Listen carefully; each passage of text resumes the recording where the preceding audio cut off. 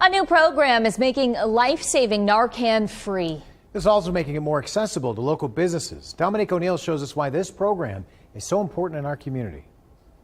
Leaders at Public Health Dayton, Montgomery County tell me this Narcan program is geared towards saving the lives of victims of opioid abuse. Don Swartz with the Public Health Dayton and Montgomery County says Community Overdose Action Team is allowing Montgomery County businesses to request free life-saving naloxone boxes to be placed at its office or business location.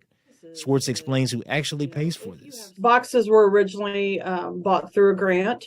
And we have a lot of boxes still left over because, again, the program quieted down a little bit during COVID. But it is free to any business that would like it. And for more information on how to obtain these boxes, visit Dayton247now.com. Reporting in Dayton, Dominique O'Neill, Dayton 24/7 Now News. Dominique, thanks. Now, Saturday is National Drug Take Back Day from 10 to 2. You can prevent drug abuse, theft, and accidental poisonings by turning in your potentially dangerous, expired, unused, and unwanted prescription drugs. The DEA says a majority of abused prescription drugs come from family and friends and often right from a medicine cabinet.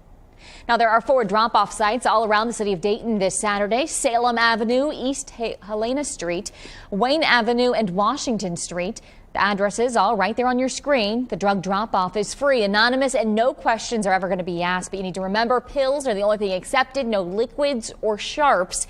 And if you can't bring your drugs in this Saturday, the Dayton Police Department does have drop-off boxes available year-round, Monday through Friday during their normal business hours. You can find a list of addresses on the city's website. That's DaytonOhio.gov. And there are also plenty of other collection sites that are going to be participating this Saturday all across the Miami Valley. You can find a full list under the DEA's website. That's DEA.gov/takebackday. 4 people are recovering tonight after a truck crashed into an apartment this afternoon. Happened just after 4 today at the intersection of Wayne Avenue and Wilmington Avenue. Residents say there was a loud bang and the whole building rattled when that crash happened. Now, investigators believe the driver lost control while driving down Wayne Avenue. Residents also say this has happened here before. Well, believe it or not, this is not the first time that a car has crashed through our apartment. So this was just like another day, another crazy event in our apartment complex. I would like pillars or bars or something placed there, because it's like at this point, they know that intersection is dangerous. They know that if somebody, like he said today, they believe he ran a red light. You run a red light and now someone is without a home. The injuries range from mild to moderate. About 20 people are out of a home tonight. The Red Cross helping them find a place to stay. It's also not clear right now if the building itself will be condemned because of the instability of it. Well, the Preble County Sheriff's Office has identified the suspect involved in a SWAT standoff last night. 35-year-old Justin Gabbard was accused of robbery in Wayne County, Indiana. Deputies say they then traced Gabbard back to that house in Preble County. Sheriff Mike Simpson says he refused to come out. That standoff lasted 7 hours before tear gas was used, allowing Gabbard to be arrested. He is now behind bars on the warrant. We're told Gabbard will also face additional charges, including resisting arrest, obstructing official business, and inducing panic. A 12-year-old girl is in the Clark County Juvenile Detention Center tonight in connection to a school shooting hoax. Investigators say that she called 911 on an active shooter to report an active shooter at Catholic Central Tuesday. Now, that school was placed on lockdown after the call while Springfield police searched the building. The girl is now being held on suspicion of inducing panic. We are this much closer to the weekend. Natalie here now, so it sounds like it's going to be a really nice weekend if you like warmer weather. Yeah, finally warming up a bit. It's been kind of chilly out there. Still chilly out there right now, even with the sunshine. Just had a little bite to the air. We have temperatures in the 50s or 40s right now. 41 in Dayton. We have 45 Springboro, 39 in Richmond, 41 in Wapakoneta. So compared to this time yesterday, we are sitting just a little bit cooler for most of us, at least. 4 degrees cooler in Springfield, but moving through the overnight hours as clouds build in, we're really not going to see temperatures fall as much overnight. So still a chilly start for kids out at the bus stop. We're going to start out in the upper 30s, mostly cloudy sky, but we warm up nicely for the afternoon, back into the lower 60s, sunshine by later into the day. So just a really good Friday on the way. But coming up, I am talking about that weekend forecast. It does get warmer, but we also have some rain on the way. I'll have the details in just a bit.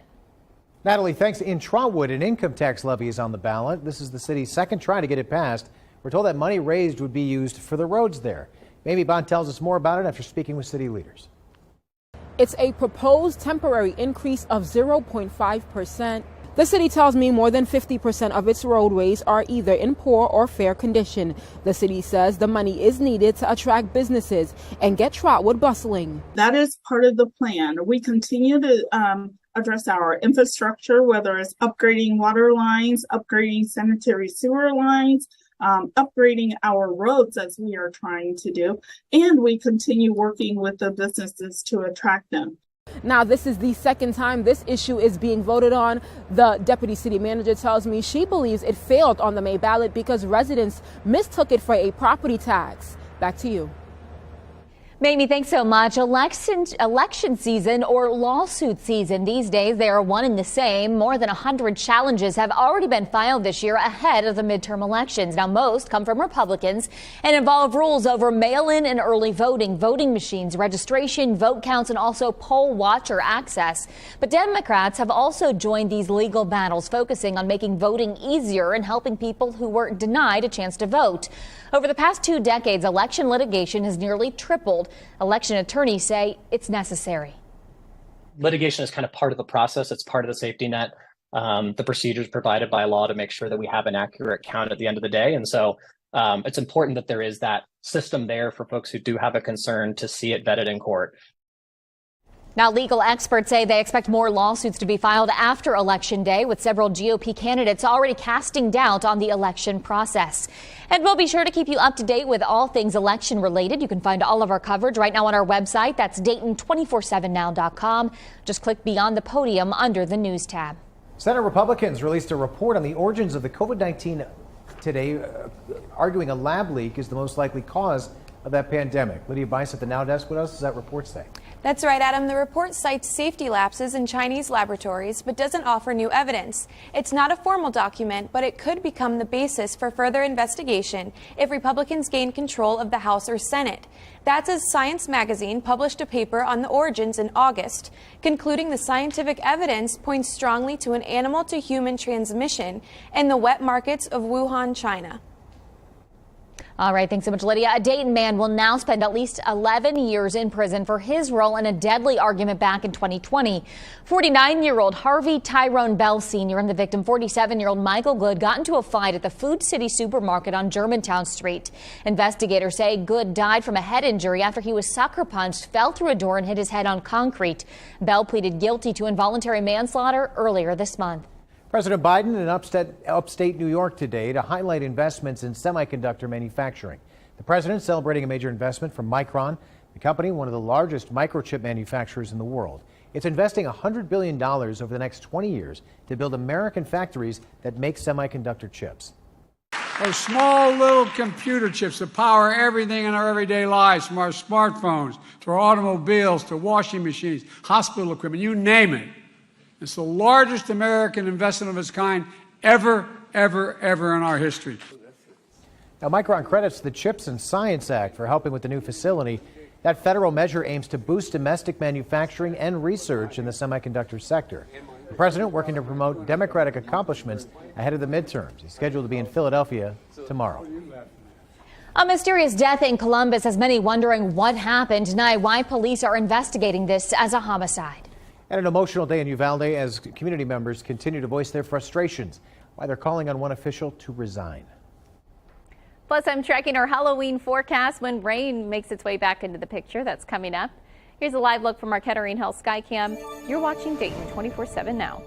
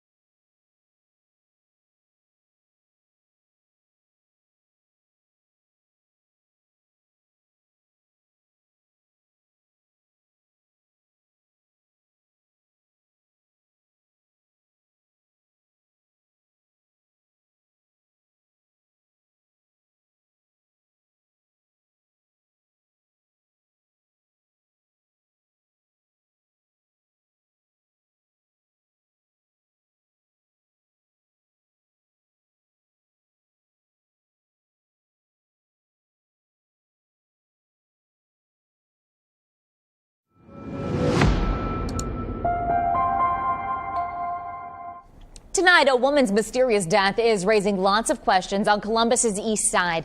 Police are calling it a homicide, but Lou Stoya tells us what they've yet to figure out. Police are sharing few details about what happened here. Neighbors tell us it was a kind and loving woman who was killed here, a person who was looking forward to Halloween. And check it out, you can see decorations across her front yard. Now neighbors say they're spooked. We found police still at the home early this morning. Officers spent more than 9 hours here searching for evidence and answers. We know this started with a call from a family member to police. The relative had gone to the home for what detectives described as a well-being check last night. That's when 58-year-old Lisa Rocker was found unresponsive. Police say she had visible injuries. So far, police have not said what they believe was the cause of Rocker's death. In Columbus, I'm Lou Stoya reporting.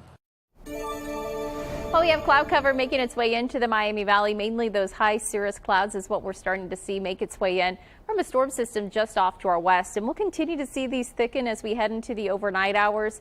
So temperature-wise, not quite as cold, but still going to be a pretty chilly evening for us. This is what we're tracking as we head through time. Clouds continue to build in. So we start out Friday with a cloudier sky, but we clear out by Friday afternoon. Plan on sunshine by later into the day. Temperatures climbing into the 60s. Now by Saturday, we start out chilly and in the 30s. Warming up even more, upper 60s Saturday afternoon, but by Sunday, we do start to see our next weather maker move in. This is what's going to be bringing us rain chances for the weekend. We're talking Sunday into our Halloween. I'm going to talk about our Halloween forecast coming up here in just a little bit. Natalie, thanks. Another Capitol rioter is headed to prison. Albuquerque Cosper Head will spend 7.5 years behind bars. That is the second longest sentence to date for anyone who participated in the insurrection. Head pulled former Metro police officer Michael Fanone into the crowd. Fanone then testified that he was beaten unconscious, causing him to have a heart attack and also a traumatic brain injury. And we also have an update now on a special grand jury in Georgia that is investigating the 2020 election. U.S. Senator Lindsey Graham has asked the U.S. Supreme Court to intervene after he was asked to testify. Lydia Bice at the Now Desk. What else is the Supreme Court considering with this? That's right, Adam. The Supreme Court is considering the issue, but the Georgia prosecutor investigating illegal election interference is saying the Supreme Court should not stand in the way of Senator Graham's testimony to a grand jury. According to the Fulton County District Attorney, the court should reject Graham's plea to block his testimony. Graham says he is shielded by the Constitution's speech and debate clause. The court issued a temporary stay while the Supreme Court fully considers the issue. Lydia, thanks. A live look now at the AAA gas map. The national average $3.76 a gallon. That's about what drivers were paying last month before prices started going up again. Now, Georgia and Texas have the nation's most affordable gas, both below $3.20 a gallon on average. Here in the Buckeye State, we're averaging $3.64 a gallon.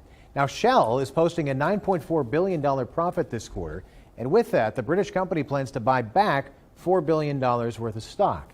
This after completing a $6 billion buyback last quarter. In the U.S., the White House has spent months warning big oil against such big buybacks. Why aren't they drilling? Because they make more money not producing more oil. The price goes up, number one. And number two, the reason they're not drilling is they're buying back their own stock. Now, that was the president back in June when gas prices were high. They're up again ahead of the midterms. And as for Shell, it's raked in more than $30 billion in profits, putting it on target to smash 2008's record of $31 billion. Russian President Vladimir Putin says Moscow has no intention of using nuclear weapons in Ukraine. Still, there are concerns he could turn to his arsenal as Russia's campaign in Ukraine continues to encounter a vigorous Ukrainian defense. U.S. Defense Secretary Lloyd Austin says there has been concern about escalation since the beginning of the conflict, but talks still have value. And as long as we have the channels of communication open and we're able to communicate, what's important to us, then I think we have an opportunity to manage escalation.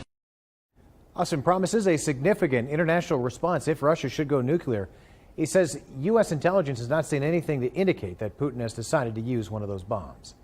All right, a live look over from our Kettering Health Skycam over downtown Dayton tonight. A chilly night here in the Miami Valley. Natalie and I are out on the exclusive Watson's Weather patio right now. We were out an hour ago, and I think it's dropped even from then. Yeah, it's a little bit chillier out here. Going to be another night where if the kids are heading out to the bus stop, they're going to need a coat. But it does warm up a bit more for the weekend. So it's all right, that sounds better. Yeah, temperature-wise, it does warm up, but we also have some rain on the way. Timing isn't perfect for Halloween, but it's overall shaping up okay for us. So this is a look at our Halloween forecast. Most of the rain with our storm system that pushes its way through is going to be Sunday night into the first half of the day on Monday. But I do think we'll see scattered light showers through trick-or-treat time for our Halloween evening. Temperatures will be in the mid-60s, so that's actually fairly comfortable. They'll fall into the 50s through the evening. But coming up, I'll have a look at that 7-day forecast, talk about what we're expecting as we head into next week as well. A fast food favorite will soon be making an even bigger impact on the Miami Valley. We'll tell you all about a new $27 million expansion to a facility. Also, learning life lessons at a young age. A recent trip to the Humane Society of Greater Dayton gave a young kid an opportunity to further his growth. You're watching Dayton 24/7 now.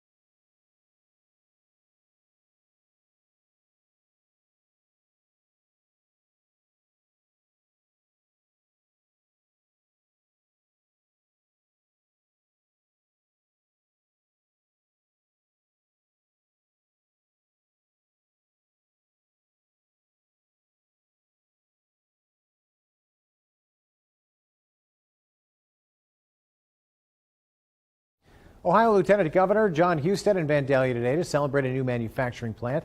White Castle has just expanded its retail food plant there, keep up with the growing demand for its sliders sold in grocery stores across the country.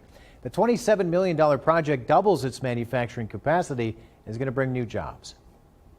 3, 2, 1. Cut away. Well, having White Castle grow in the Dayton community, and specifically here in Vandalia, is just another, I think, testament to the hard work that goes into these hard projects. We have Sierra Nevada Aviation, we have SemCorp, we have the Honda plants and the multi-billion-dollar investment. But all of those great products they make don't taste near as good as the slider that's made here in Vandalia by White Castle. They'll literally serve the nation sliders from this facility. And the lieutenant governor says that White Castle is also a family-owned business headquartered in Ohio and keeps reinvesting in the state. Well, learning life lessons.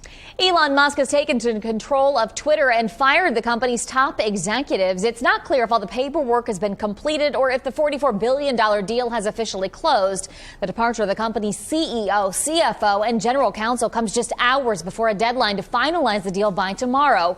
Musk spoke to Twitter advertisers earlier today, telling them he was buying Twitter to help humanity and that he doesn't want the platform to become a, quote, a free-for-all hellscape. Learning life lessons at a young age, local families' love of animals being passed along to their children, and with it a greater sense of responsibility. A recent trip to the Humane Society of Greater Dayton gave their son an opportunity to further his growth. Take a look. Little Leo's life forever changed last year when 9-year-old Corbin Gray and his family found him at the Humane Society of Greater Dayton. We kind of interviewed them first. Yeah, we tried out a couple different ones. Yeah, we tried out younger ones. Yeah. But you were so cute. And you decided to go with the older ones. The bond didn't take long. Mainly, it's just the way that they waddled. They waddled so cute. And I was thinking the older ones would be better because they're slower. They don't have as much energy. And Corbin's mom, Lori, says he didn't flinch when it came to being responsible. He's got them on a routine, a schedule. They clean the cages every Monday. He feeds them morning and night. He has times that he gets them out during the day. So it's actually worked out really well for him. It's hard work, but it's worth it because you get to hold them. And they eat a lot. He's been very good about taking care of them and making sure they have what they need. And when we get low on food or supplies, he's really good about making sure that we know to get those refilled. A rewarding experience, a special bond, and a family forever changed, thanks in part to a trip to the Humane Society of Greater Dayton. And if you'd like to adopt an animal, there are many, and I mean many, that are ready for new homes. Just head over to the Humane Society of Greater Dayton's website. That's hsdayton.org/adopt. Well, one Miami Valley girl is now headed to Houston to take part in a national competition. What she's hoping to accomplish at this weekend's event. You're watching Dayton 24/7 now.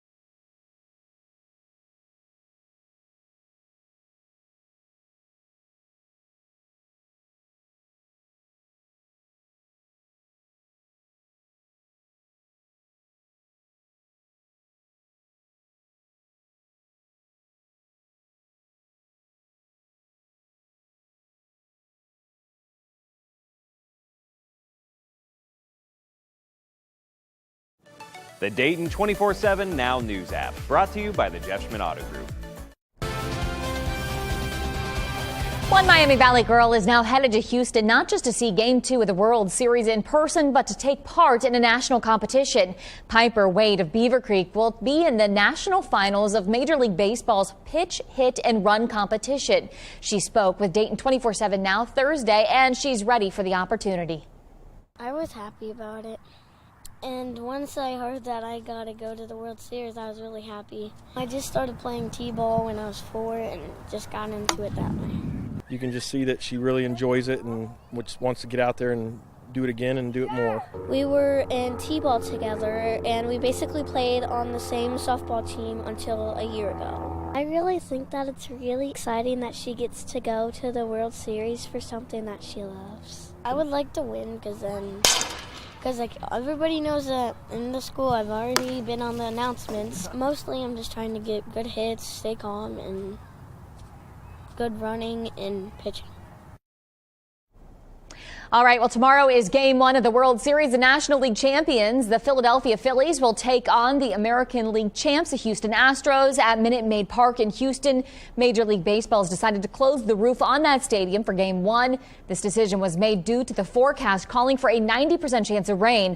The World Series begins tomorrow in Houston, and you can watch all the games over on Fox 45. Well, a big blow for the Cincinnati Bengals tonight after they learned their star wide receiver, Jamar Chase, will miss 4 to 6 weeks possibly due to a hip injury. Now, Chase first experienced that issue in the team's Week 6 win over New Orleans. He was limited at practice ahead of Sunday's win over Atlanta, in which he appeared to pull up at one point at the end of a route. He did still finish that game. Chase saw a specialist yesterday. He's going to seek another opinion in the coming days. The Bengals will play the Cleveland Browns on Monday night. Halloween, it is here. Festivities well underway as the holiday approaches. Communities in Miami County hosting trick-or-treat tonight. Dinosaurs, zombies lining the streets of Tip City, hoping to fix their sweet tooth, I should say. Baskets and pillowcases filled with those 3 simple words. Trick-or-treat! Now, we're sure there were a few tricks and scares, but the night was mostly filled with candy, costumes, and big, big smiles. Yeah, and the sheriff's office now offering this advice to help make sure the kids are all prepared for a fun night out, a safe fun night, that is. It says adults should always accompany kids under 12, ensure the costumes fit well, are flame retardant, and never restrict your vision. You should also consider safe alternatives such as parties at home or community organized events. Check your area for registered sex offenders, and you can do that on your county sheriff's website. Also, children over 12 who are responsible enough to go alone should also stay in groups and follow an agreed upon route. And we have a full list of trick-or-treat days and times right now on our website for you. Just go to Dayton247now.com, click Miami Valley trick-or-treat schedule and the orange alert right there at the top of the homepage. We'd love to see your Halloween costumes as you get ready to go trick-or-treating. It's easy to send them to us. Parents, just take out your phone. You can scan that QR code right now if you'd like. It'll take you to our app. Once you open that free app, you click on Explore, then press Chime In, and we'll